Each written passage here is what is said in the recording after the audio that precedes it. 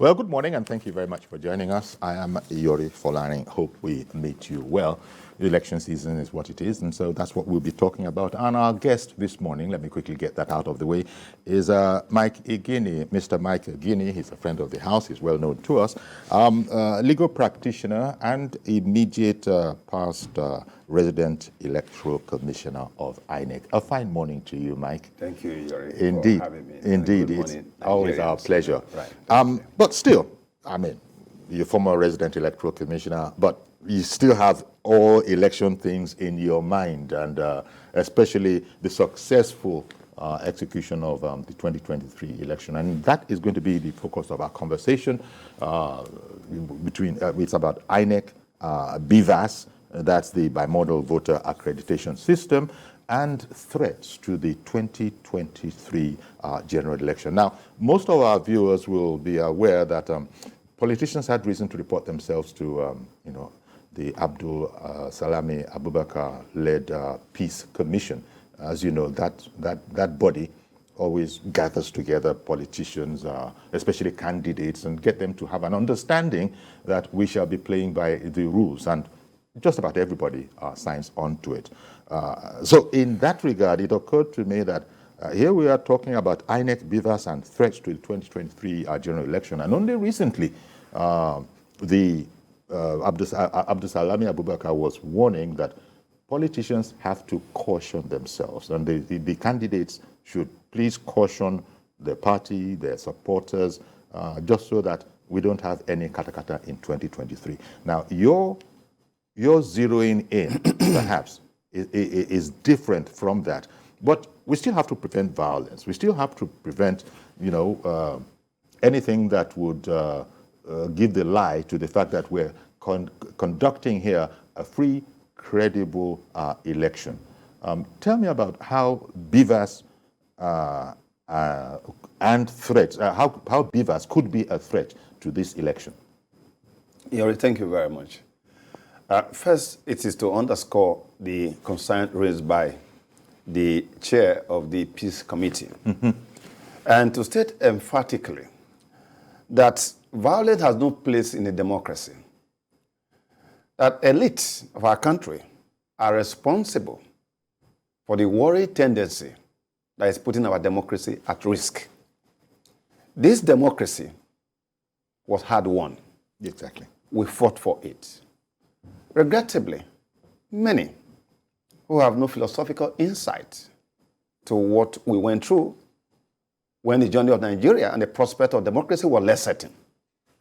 Many of them are now politicians today, and they are responsible for what we're going through. You see, it's very shameful that we're in the 21st century, and a broad outline of the 21st century is very clear. The first opportunity for people who can live together, work together. How to live together, to involve social organization, to conduct periodic election. Election has become a thing like war. That is not what it should be. The greatest promise of democracy is that on a periodic basis, the people of a country will have opportunity to exercise their residual sovereignty, to re-elect, appoint, or select a set of people that will manage the public affairs. So, our message is to call in on all leaders, political party leaders, contestants at all levels, to call their supporters to order. Because all the violent attacks that we have seen, they are clearly an attack on democracy. Okay. Preventing people from conducting rallies or campaign is tantamount to shooting the hip of democracy. This must not be allowed. With respect to BVAS. Let me ask you something, Mike. Yes. As I said, you're an immediate past Resident Electoral Commissioner. And what would you say to people who say that, well, it's no more your responsibility or concern.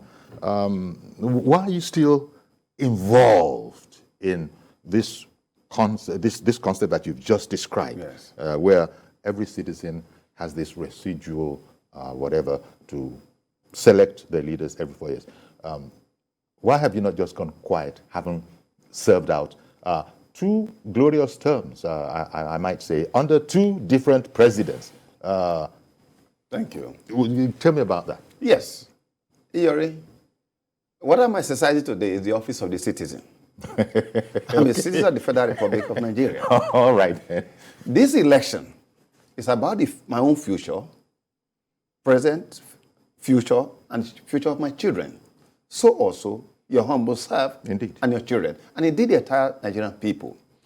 The foremost responsibility, civic duty of a citizen is to engage in the process of leadership selection. Because everything rises and falls with leadership.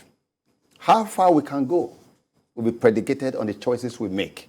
And every choice you make has consequences.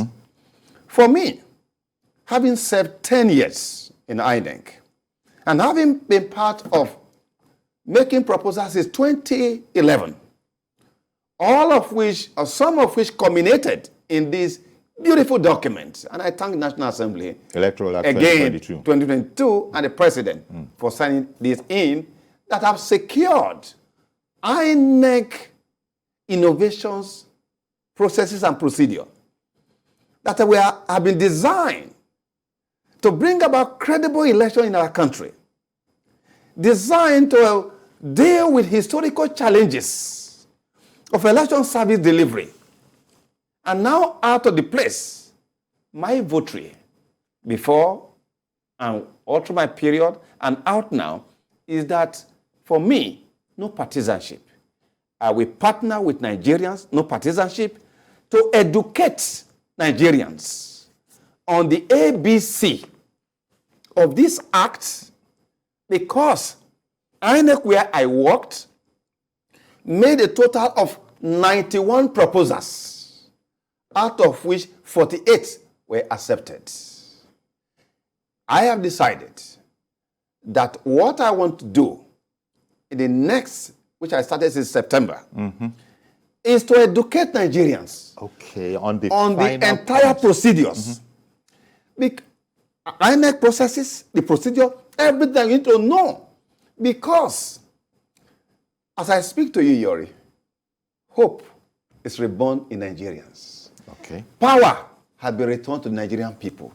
Under the current act, once again, I thank the National Assembly.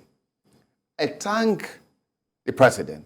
Although many of those who contributed to this, because they were not given ticket, they are like Moses, who may have seen the promised land, but are not able to participate. But in any case, democracy is about self-government. So that is why I am doing what I'm doing now, to educate Nigerians, so that they know everything, because power is back to Nigerians now. The polling unit is now the center of the universe. That is where elections will be won and lost, not at the ward level, not at the local government level, not at any of those levels of result collation, because of the following provisions that have secured the process.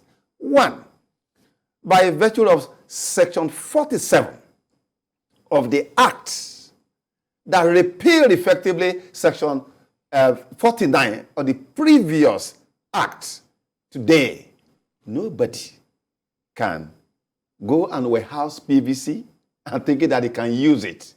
That has ended the business of what you call incident form. It is gone forever. By virtue of that same section, and perhaps Section 51, today, irrespective of whether you have on the register, Iyori, on the day of election, you may have millions or thousands or whatever which people boast about.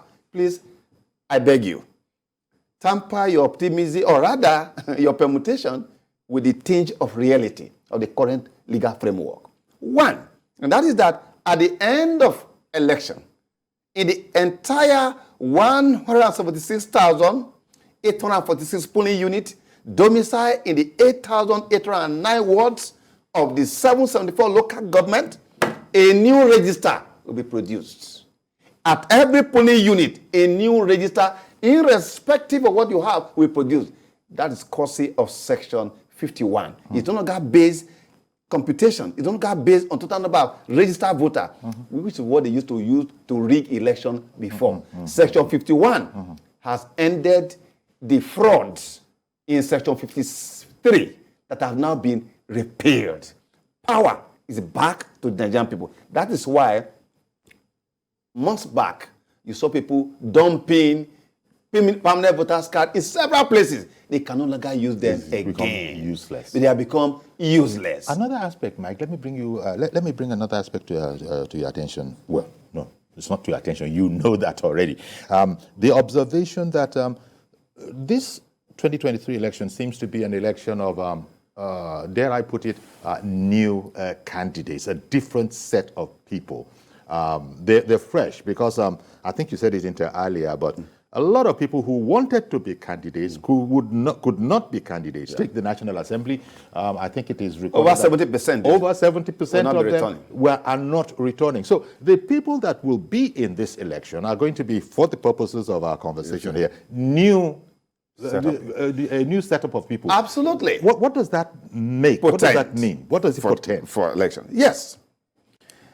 You see, in our country, in most part of the world, every new election, new elite election formation year, it's usually a very tough election. You think that is what we have, a new elite formation year? We're going to be forming new elites by the people who are contesting this time. People who are in office now, their tenure of 8 years will end next year. Yes. Now, the calculation around the world in various democratic jurisdictions is that those who will now, because we are going to have a fresh new election. So new elites, they are emerging.